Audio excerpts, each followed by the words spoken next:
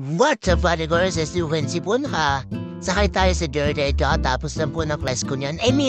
Nag-early out po kasi kailangan ko po marating ng Robinson Imus ng 2 p.m. kasi doon po malapit yung ako ng PDC kasi po kumuha na po ako ng requirements for non-pro license. Tapos kung makikita nyo, sumakay na po ako ng bus sa PTEX. Kanina po, sumakay ako Dirdito papuntang PTEX and then now, nasa PTEX na po ako niya mga time na yan. And then, boom! Nandito na po ako. Dito ako napag-usapan namin ng tita ko na magkita kami sa tapat ng Robinson Imus. Kakain muna kami ng tuog guys kasi wala pa kami lunch ng mga time na yan. Then, ng time na yan guys is pupunta na po kami doon sa location kung saan kami mag-PPDC ng motor.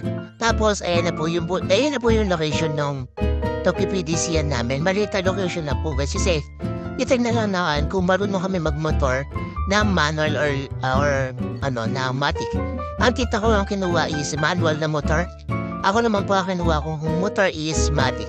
Ayan yung tita ko, nagpe-prepare na po siya. Ay lahat po kami guys, pinagganyan na suot yung color green. Tsaka ayan. Pero hindi po lahat nakaganyan. Pasapasahan pa po namin yung gear na yan guys.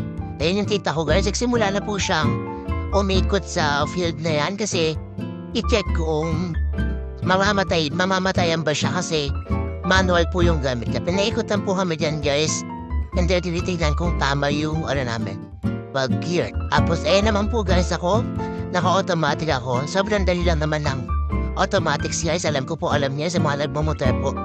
Kaya pinaikutan din po ako katulad nung kay tita ko. Ayan, broom, broom, broom. And then, after nyan guys, tapos na po. Ayun na po, madami kaming kasama dyan guys. Hindi lang po kami dalawa ng tita ko. And ayan, kami ulit yung, sumakay dyan na una kasi kami po yung first batch kanina na pumunta dyan. And then now, kami ulit yung first batch na babalik doon sa location ng PDC yan namin. Ayun, tita ko. What's up guys? And yun lang po for today. Sana nag-enjoy kayo sa pinanood nyo. Ayan si Tito Majo, kasama ko siya sa pag-PPDC. And bye-bye guys, bye-bye ka na ta. Bye-bye, guys.